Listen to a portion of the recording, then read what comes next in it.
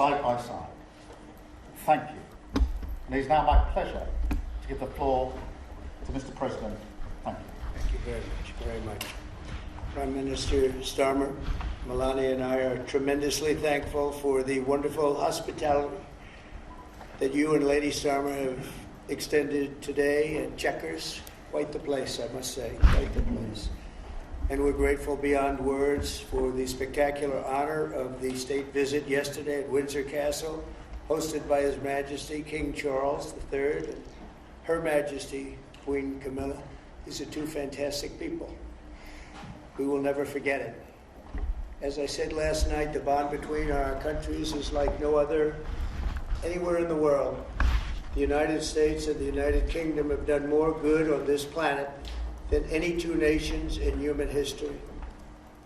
That is thanks in large part to the traditions of British liberty, which grew up on these isles, these beautiful, magnificent isles, and were carried by our ancestors to the New World. We're forever joined, and we are forever friends, and we will always be friends.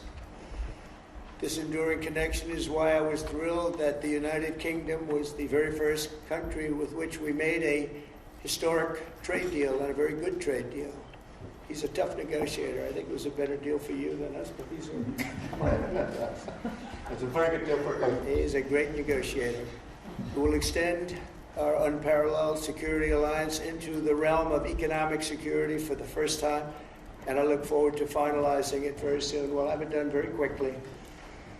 We have also just signed a historic technology prosperity deal, one of a kind, to ensure our countries lead the next great technological revolution side by side. In fact, we just left the business leaders, the biggest in the world. Some are in this room right now.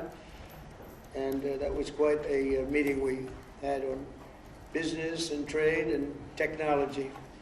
This trip has galvanized $350 billion in deals across many sectors, and we're committed to ensuring that the UK has a secure and reliable supply of the best AI hardware and software on Earth.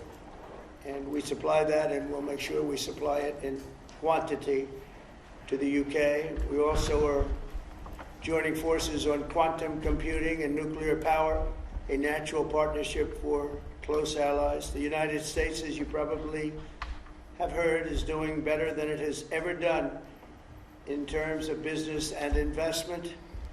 The stock market has hit a new high, as you know, and that's for many, many days out of our fairly short 8 months. And we seem to be hitting new highs, and I think we're going to do much better even as time goes by. Jobs are at a record, and most importantly, we have more than $17 trillion, $17 trillion, and this is during an 8-month period being invested in the country, which is not only a record, but if you compare $17 trillion to the last year of the Biden administration, they did $250 billion. They didn't do $1 trillion for the 4-year period. We did $17 trillion of investment coming in. A lot of it's because of tariffs, and a lot of it's for a lot of other reasons, but there's never been anything like it. It's an economic superstar. It's what's become. It's mismanaged and badly handled for a long period of time, but it's not badly handled anymore. So that's a record, and remember, that's up until 8 months. We have another few months to go, and that number's going to get significantly higher, especially if we win a certain case that we're waiting to hear. That will be something like the world has never seen. I want to congratulate the United Kingdom on making the vital commitment to spend 5% of GDP on defense at the NATO summit this year. We've worked together very closely in so many ways. I'm very honored to tell you that we've solved 7 wars, wars that were unsolvable, wars that couldn't be negotiated or done. The U.S. has done 7 of them. The one that I thought would be easiest would be because of my relationship with President Putin, but he's let me down. He's really let me down.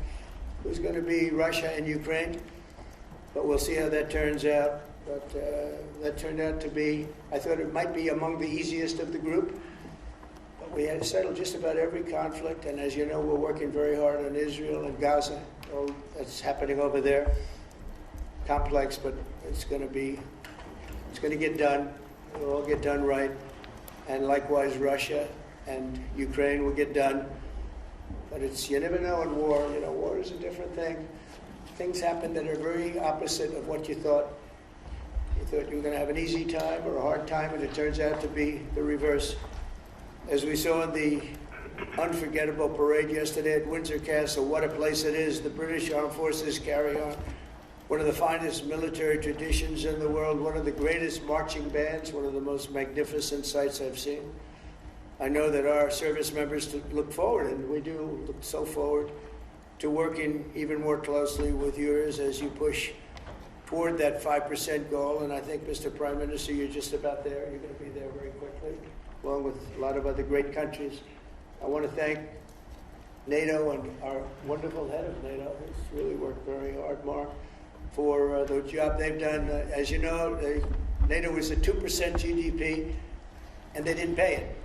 Now they're at 5%, then they pay it. And we appreciate that. And we're sending a lot of weapons to NATO. NATO is paying for those weapons in full. But we're sending them, and we're doing a great job at getting them what they need. And we appreciate the fact that they're taking care of it, because the United States is into that war for $350 billion. And just really very sad. Just got out of control. They didn't know what they were doing. But over the generations, British and American warriors have shed their blood side by side in defense of liberty and freedom. And that's why it's so imperative that the United States and the United Kingdom stand together for these fundamental rights and values of the English-speaking world. And we've always stood together, and we will continue to. Just last week, a great American, Charlie Kirk, was heinously assassinated for speaking his mind. He was a great young man. Incredible future. Some people said he might be president someday. I told him, I said, Charlie, I think you have a good shot someday at being president. And he just wanted to take care of youth. He loved youth. I've never seen anybody relate to youth like Charlie. And they related to him, and they're devastated. But I appreciate the many British citizens who have offered their condolences. And again, Charlie was a great person. We'll be going out to a service on Sunday. I'll be leaving with some of the people in this room just to celebrate Charlie and all that he's done. So incredible. Never seen anything like it. But I hope that together our nations can lead a movement to defend the glorious traditions of freedom on both sides of the Atlantic. There could be no greater tribute to the immortal bonds of affection and loyalty that unite the British and the American people for all of time. We have a relationship like no other. It will always be that way. We will always be united. We'll always be together. And I just want to thank you, Mr. Prime Minister, for the great job I think you're doing. Thank you very much.